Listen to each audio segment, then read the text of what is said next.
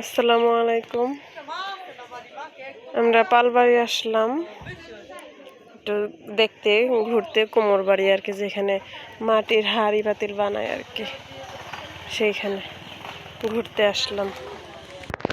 এটা হচ্ছে দইয়ের পাতিল বানাচ্ছে।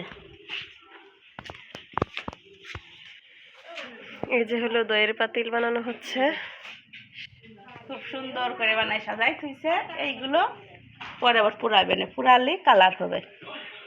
ওই দইটা ছবি দিয়ে এটা পুরানো রয়েছে। এটা একটু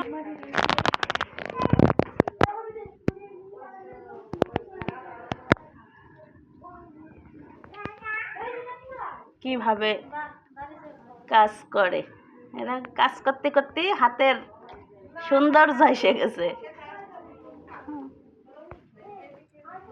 এই যে, কত তাড়াতাড়ি সুন্দর হয়ে গেল কাজ। হাতেই ওনাদের জাদু, শুধু ঘোরাচ্ছে। আর নরম থাকলে এর সাথে করা যায়, হ্যাঁ, কিন্তু একটু টাই নিয়ে গেলি আর এর পিছনে কিছুই করা যায় না। একটু হাতেই এত সুন্দর করে বানায় ফেলে, সেরকম কোনো একটা মেশিন না, কিছু না, তারপরে হাত দিয়েই খুব সুন্দর, এই যে মশলা সুন্দর বানানো হয়ে গেল।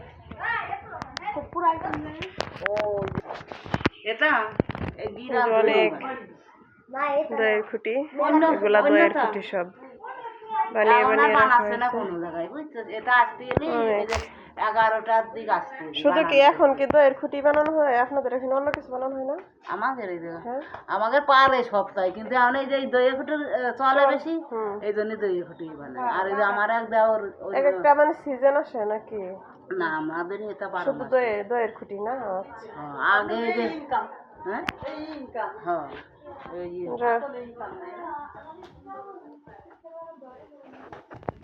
স্বামীরা এটাই করে। হ্যাঁ, আর এমনি আছে যে অন্য আর কেউ শিখিনি। হ্যাঁ, আমাদের সবাই যার কাকা শিখিতে ছেলে টেলে সবাই।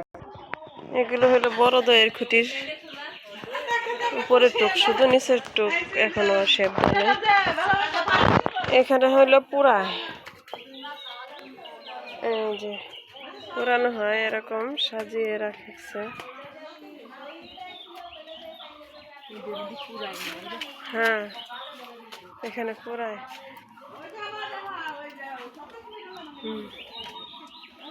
যাই হোক, সবাই এলো দইয়ের খুঁটির ভিডিও দেখালাম। পালবাড়ি আসছি, এখানে শুধু দইয়ের খুঁটি হয়। সবাই ভালো থাকবেন, আল্লাহ হাফেজ।